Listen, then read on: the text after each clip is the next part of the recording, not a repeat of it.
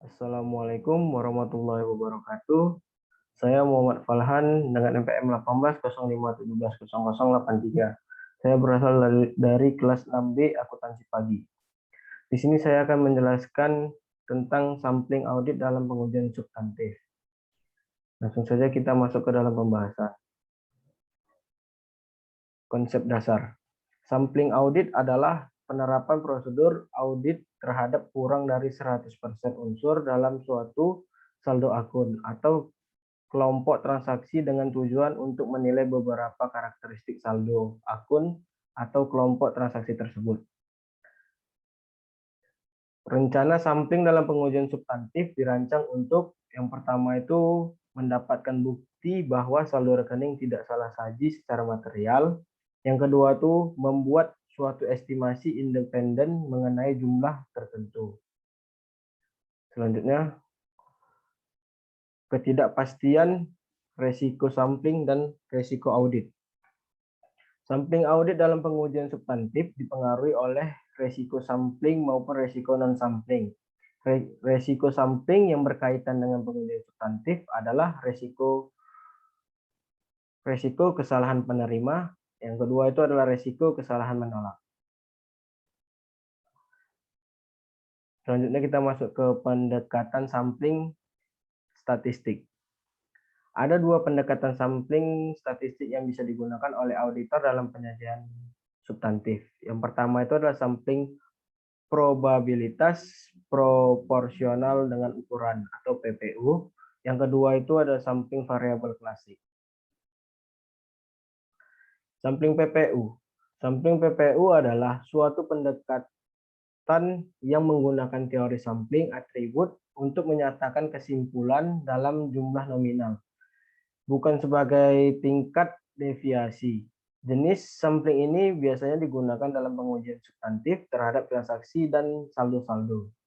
Model ini terutama diterapkan dalam pengujian transaksi dan saldo yang salah saji, terlalu tinggi, dan terutama akan berguna dalam pengujian. Ada 4 contoh. Yang pertama itu piutang apabila pengkreditan yang tidak dikerjakan terhadap rekening debitur tidak signifikan.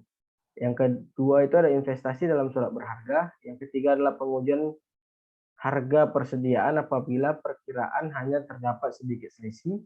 Yang keempat itu adalah tambahan pada aktiva tetap. Rencana sampling. Rencana sampling memiliki tahap-tahapan. Yang pertama itu ada menetapkan tujuan sampling. Yang kedua itu adalah menentukan populasi dan unit sampling. Yang ketiga itu ada menentukan ukuran sampel. Yang keempat menentukan metode pemilihan sampel. Yang kelima melaksanakan rencana sampling.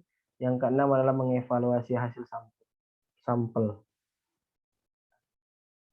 Menentukan tujuan rencana sampling adalah untuk mendapatkan bukti bahwa saldo rekening menurut catatan tidak salah saji secara material.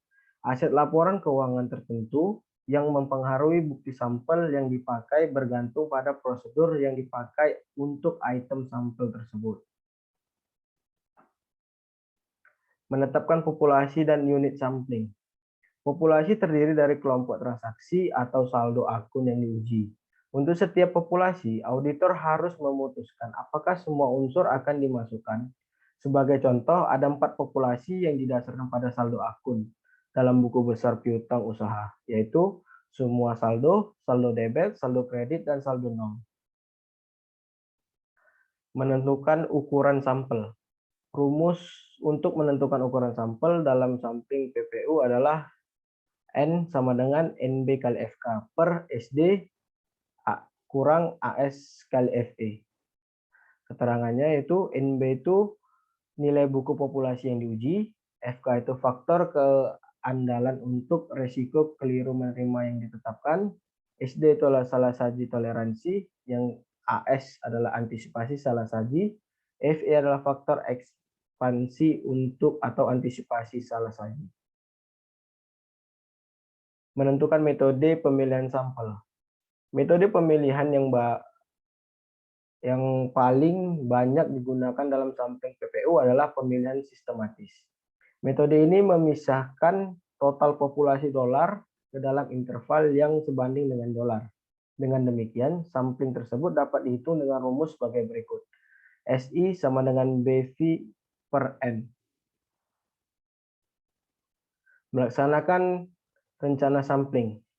Pada tahap rencana ini, auditor menerapkan prosedur auditing yang sesuai untuk menentukan nilai audit setiap unit logis yang ada dalam sampel.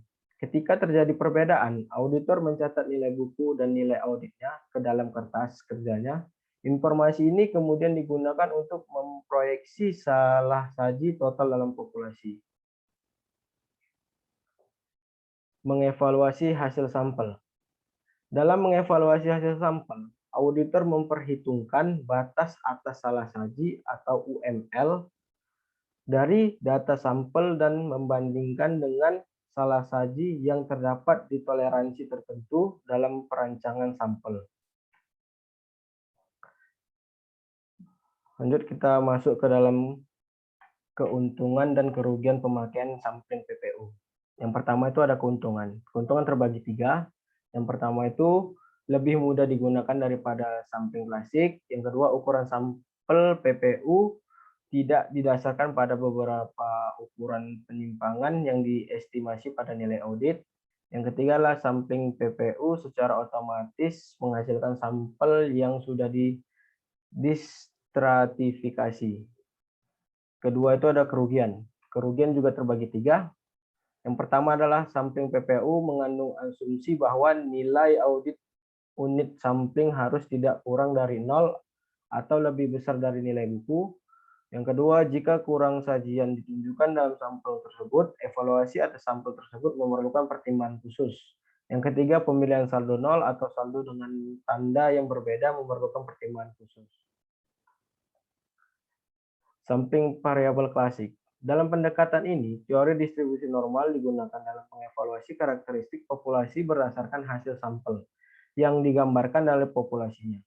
Sampel variabel klasik bermanfaat bagi auditor pada saat tujuan audit berkaitan dengan kemungkinan kurang saji atau lebih saji dari saldo akun, dan keadaan lain ketika sampling PPU tidak terdapat atau tidak tepat dan tidak efektif. Jenis-jenis teknik sampling klasik. Yang pertama itu ada rata-rata per unit atau min per unit atau MPU. Yang kedua adalah diferensiasi atau difference. Yang ketiga adalah rasio. Keuntungan dan kerugian sampling variabel klasik. Yang pertama itu adalah keuntungan. Keuntungan terbagi 3. Yang pertama itu sampel lebih mudah untuk perluas daripada sampel PPU. Yang kedua, saldo 0 dan saldo yang bertanda berbeda tidak memerlukan pertimbangan perancangan khusus. Yang ketiga, jika ada perbedaan besar antara lain, audit dan nilai buku tujuan auditor dapat dipenuhi hanya dengan ukuran sampel yang lebih kecil dibandingkan sampel PPU. Yang kedua itu adalah kerugian. Yang pertama, lebih rumit dibandingkan dengan PPU. Yang ketiga, untuk menentukan sampel auditor harus mempunyai estimasi penyimpangan standar karakteristik yang dikehendaki dalam populasi. Lanjut kita ke sampling non-statistik. Perbedaan utama antara sampling non-statistik dengan statistik terletak pada tahap-tahap penentuan ukuran sampel dan pengevaluasian hasil sampel. Tahap-tahap ini sering dipahami oleh objektif atau lebih teliti dalam sampling statistik secara lebih subjektif dan mendasarkan pada pertimbangan dalam sampel non-statistik. Oke, sekian dan terima kasih. Itu saja yang bisa saya sampaikan. Bila ada kata-kata saya yang salah, saya mohon maaf. Bila taufik wal hidayah, assalamualaikum warahmatullahi wabarakatuh.